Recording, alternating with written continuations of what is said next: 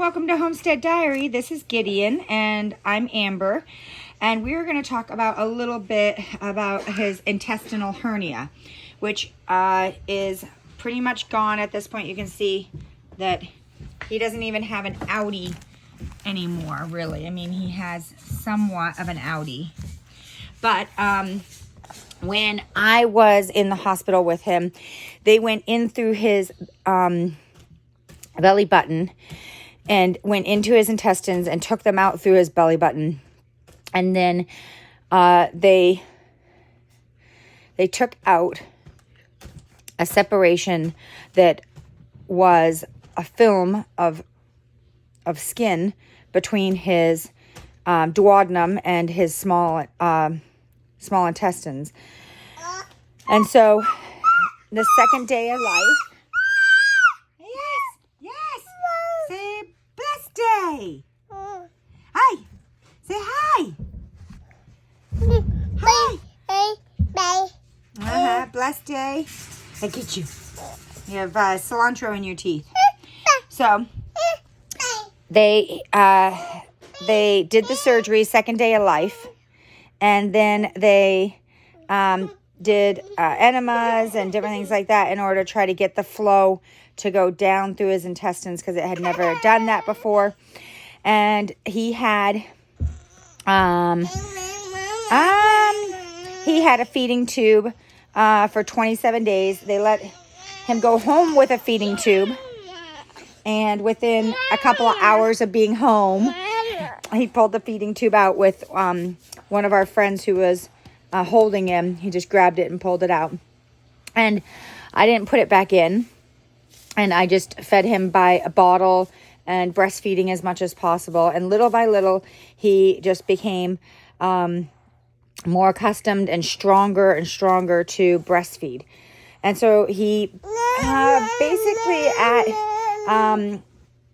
7 months of life, something like that, he was exclusively breastfeeding, and he still breastfeeds. He eats too, regular food, but and so with his umbilical hernia, though, the point of this video is to give somebody a little bit of a hope on what to do for an umbilical hernia.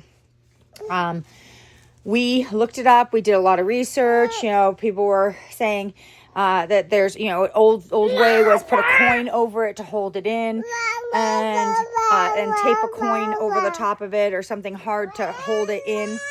And other people will just like hold it. When he cries, it comes out, and the more it comes out, the more the opening increases.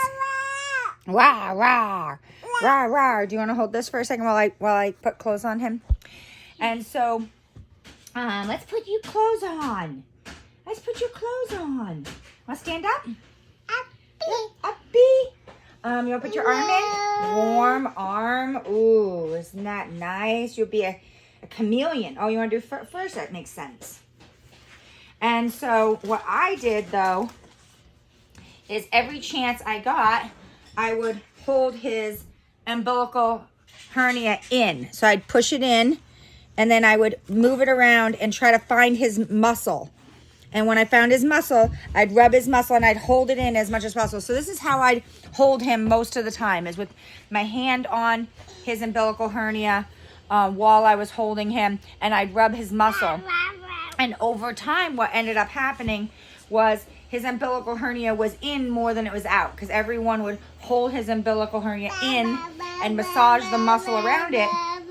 And as his muscle got stronger, it basically closed up. So there's like the muscle lining of the outside edge of the belly button, and as the umbilical hernia was pushed in and we kept massaging the muscle, it just kept getting smaller and smaller until he had just an outie. Like, it was just like an outie belly button. I mean, before it was like 1.5 inches to 2 inches.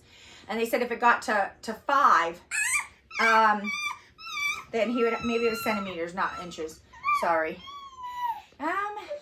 No, it was really big. It was definitely 1 inch out. It was bad.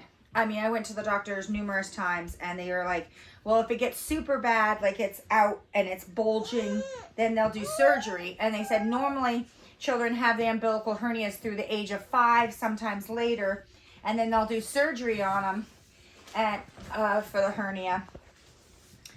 And so I didn't want that. He had already been through surgery. So we just did the massage, and it just went in and in and in until the point where it was just like an outie belly button. And now, I mean, it almost doesn't even look like, I mean, it's still a little bit out, but primarily, and I'll still massage his stomach.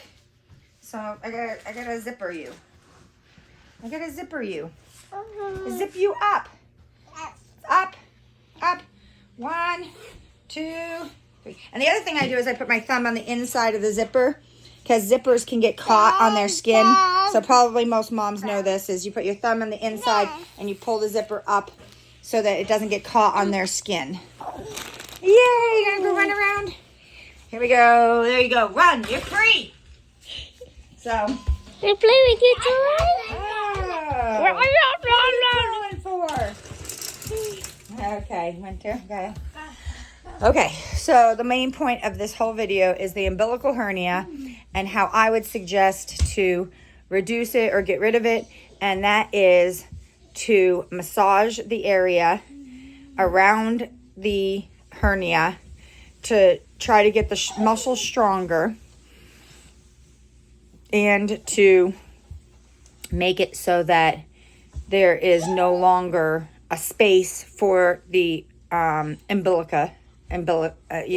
for the basically the intestines to come out through the umbilical tube location, your belly button, your belly cord. Umbilical cord. No, the umbilical cord is cut, and so yeah, it basically just created a problem with him being able to. Now he's just running around. Yay. Yay. Life is good. All things bright and beautiful. All creatures great and small. All things wise and wonderful. The Lord God made them all. And so those are my children's clay sculptures and stuff like that they made. Yay! Anyway, we hope you have a blessed day, and I hope whoever has a baby with an umbilical hernia, I'm hoping this helps. Have a blessed day.